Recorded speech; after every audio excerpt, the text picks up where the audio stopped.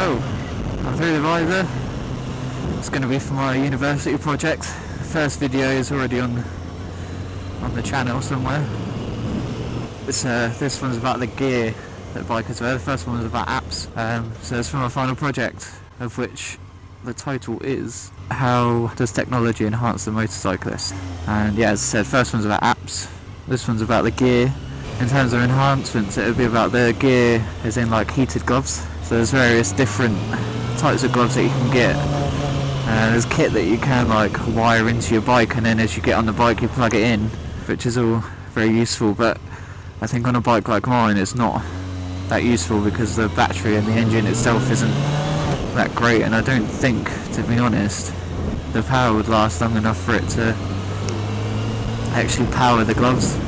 And I think at the same time it would probably end up eating away at the power whilst the battery was dying. Yeah, it wouldn't do my bike any good in the long run. I think at the same time it also applies to like heated grips. Like heated grips is like similar concept, and that is on all the time, and you can turn it off. I just think my bike, I don't trust my bike enough for it to stay on that long. I think it would just eat away the power too much. The gear that the MotoGP racers wear, that's pretty impressive, because I know that some of the gear they've got, not all of them, I don't know if all of them have got it, but basically they're attached from the back by a cable that's attached to the bike. It works in the same way that a parachute works when you do like the first set of training, in that the line pulls the parachute out for you. But this one, it inflates around the neck, so that you come off the bike, the line pulls the padding around the neck, and I think it's probably down the back and around the shoulders, and then it inflates.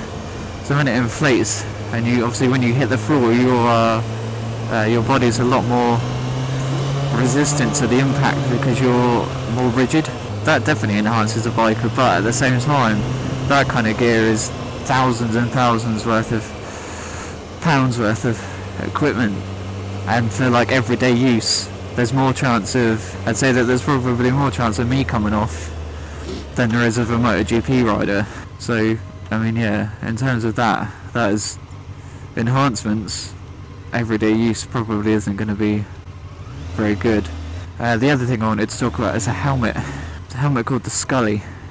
It's incredible. Basically what it does is got the only comparison that I can have to anyone that hasn't seen a Skully helmet is Iron Man.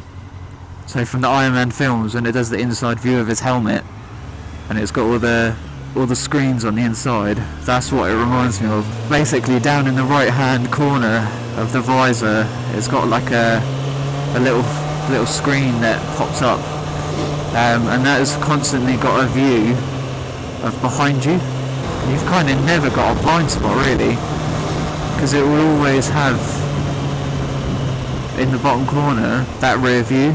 So no longer will there be blind spots for bikers in which that when you turn, because obviously I can only see like 180 degrees around when I'm holding onto handlebars. Like if I let go of the handlebars I can see further, but realistically that's not very ideal in terms of safety.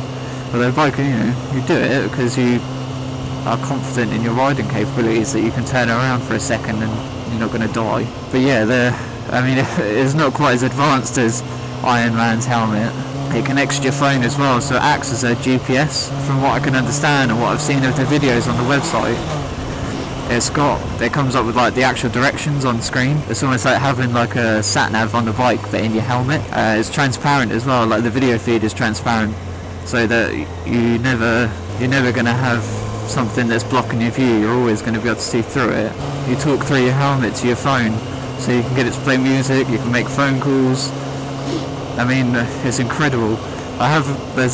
They've got beta tested at the moment for it, and I have applied, but I don't think I'll get it just because the channel views that I've got isn't going to be enough for something that they'd want to be able to advertise. I know that there are helmets already that let you connect to your phone through Bluetooth, but those helmets don't have screens in. Why wouldn't you want to get one of those?